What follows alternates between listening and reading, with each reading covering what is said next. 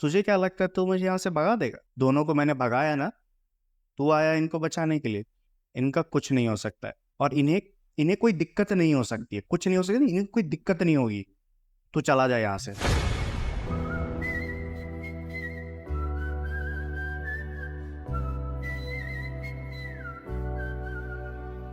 वो इतना ज्यादा घबराए, लेकिन वो सिद्ध थे, सिद्ध तांत्रिक थे। वो घबराए, मतलब पहली बार तो लगा कि कौन है, कि कोई नॉर्मल चीज तो नहीं है। तब वो अपना बोले कि मैं अपनी विद्या से तप करता हूँ, जो भी है मैं पता करता हूँ कि यहाँ हुआ क्या है। वो बैठे हो किए, आधा एक घंटे का अपना वो एक गोला बना करके सब कुछ करके आधा एक घंटा अपना किए, उनको सब कुछ दिखा। वो बोले कि इस घर में दो आत्माएं, एक बंदा है जिसका नाम है मनोज, और दूसरा एक तांत्रिक है, और ये जो बोल रहा है वो तांत्रिक बोल रहा है, और जो आपके बच्चे के ऊपर आया है वो मनोज है। और फिर उन्होंने पूरी कहानी बताई जो उन्होंने देखा। बहुत साल पहले मनोज एक लड़की से प्यार करता था जिसका नाम था सोनम, और वो उससे शादी करना चाहता था, लेकिन जात पात के चक्कर में उसके घर वाले मान नहीं रहे थे। तो वो इस तांत्रिक के पास आई, ये घर उस तांत्रिक का था।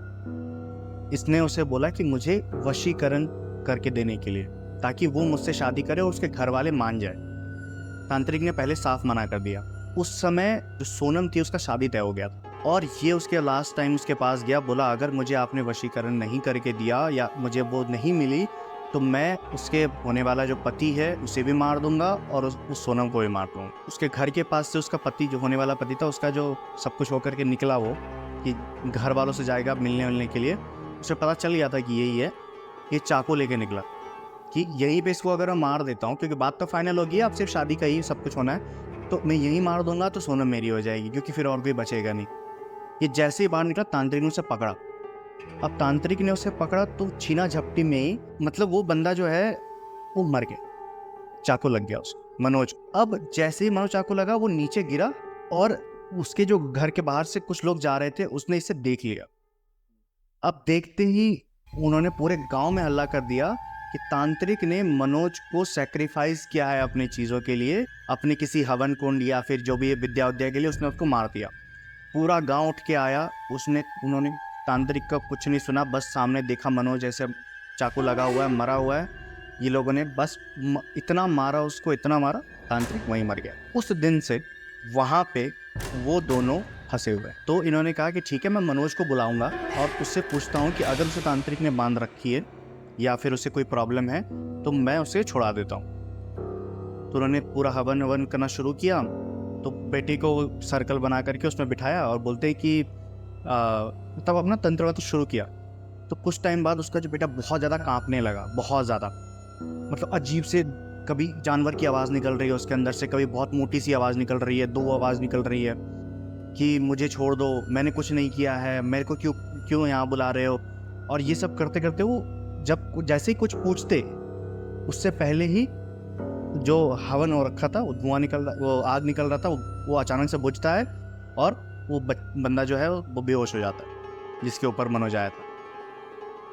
अब ये हो जाती है कि ये आने पे बात आ गई तांत्रिक के कि मेरी सिद्धि की हुई विद्या काम कैसे नहीं की।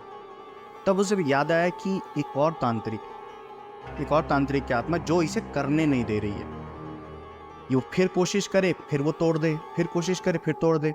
इन्होंने कहा कि अब एक ही चारा है, अमावस्या की रात आ रही है, उस दिन मैं सबसे बड़ा अपना सिद्धि यूज करूंगा और इसको आपके बेटे और इस घर दोनों से आजाद कर दूंगा मनोज, और फिर सब कुछ नॉर्मल हो जाएगा। तो उसमें आप लोग का साथ चाहिए। उसके जो पिता थे उन्होंने साफ मना कर दिया कि हम ऐसा नहीं करेंगे, और ये सब देखने के बाद तो हम बिल्कुल नहीं करेंगे, क्योंकि वो लोग एकदम डर से कांप रहे थे। वो बोले अब मुझे ये घर भी नहीं चाहिए, बस मेरे बेटे को किस तरह ठीक करो, मैं यहाँ से चला जाऊँगा। इस तरह का कंडीशन हो गया उन लोग का। अब यहाँ पे अमावस्या की रात आई, उन्होंने बोला बस आप साथ दीजिए, आप बस वहाँ रहिएगा ताकि आपके बेटे के साथ कुछ ऐसा ना हो, संभालने के लिए कोई हो, लेकिन मुझे अपनी विद्या पे पूरा भरोसा है, ऐसा कुछ नहीं होगा, बट आप रहिएगा। तो वहाँ पे जैसे ही क्या बोलते हैं अपना उन्होंने शुरू किया, अमावस्या की रात में 12-1 बजे के लगभग, बहुत देर तक 3 से 4 घंटा चलता रहा। बार बार मनोज आता था और बार बार चला जाता था, बेहोश हो जा रहा है, इसको फिर उठाते थे, कभी गिर जा रहा है, कभी भागने की कोशिश कर रहा है, तो घर वाले सब जो थे वो उसको पकड़ के रखते थे वहाँ पे कि वो भाग ना जाए। सब कुछ होने का तंग आकर के तांत्रिक की आत्मा आई उसके अंदर और बोली, तू क्या कर रहा है, ये तुझे क्या लग रहा है कि तू इसे निकाल देगा यहाँ से बाहर? तुझे लगता है कि तेरी विद्या जो है वो मेरे से ज़्यादा है?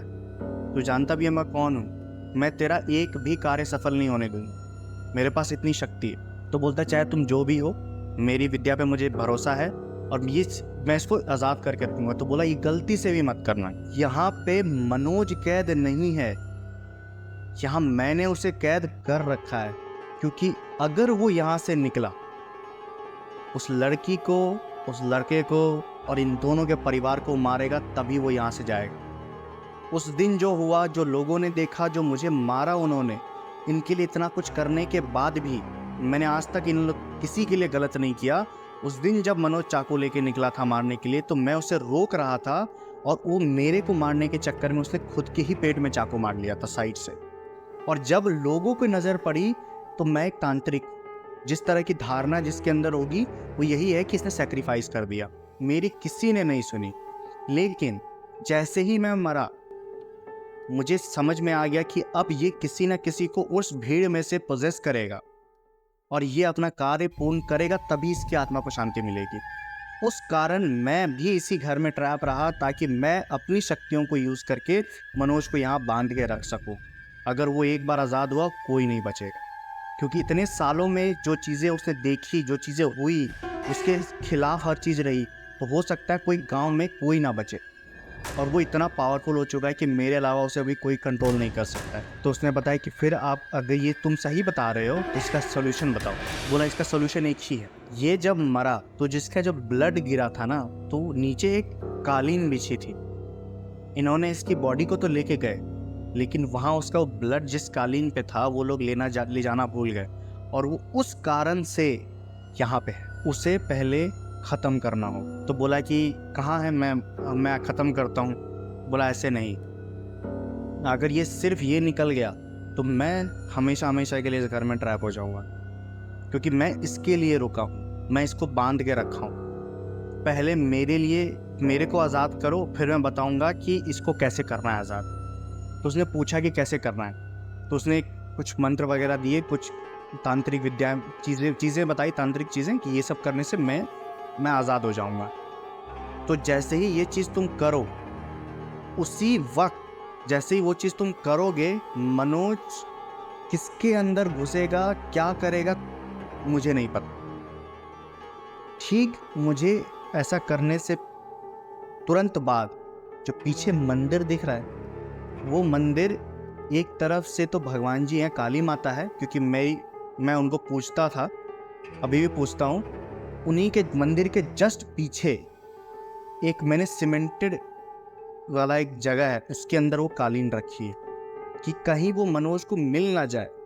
इस वजह से मैंने उसे रखा था, क्योंकि अगर वो मिल गया तो वो कभी भी किसी को वहाँ भटकने नहीं देगा, क्योंकि उसे पता है कि वो अगर नष्ट हो गया तो मैं यहाँ से चला जाऊँगा, और वो नहीं चाहता है, तो उसको नष्ट कर। तो बोला, ठीक है, मैं पहले वही ले आता हूँ। बोला, नहीं, अब मनोज जानता है वो, अगर तुम ये हवन कुंड से उठे, मैं भी नहीं बचा सकता।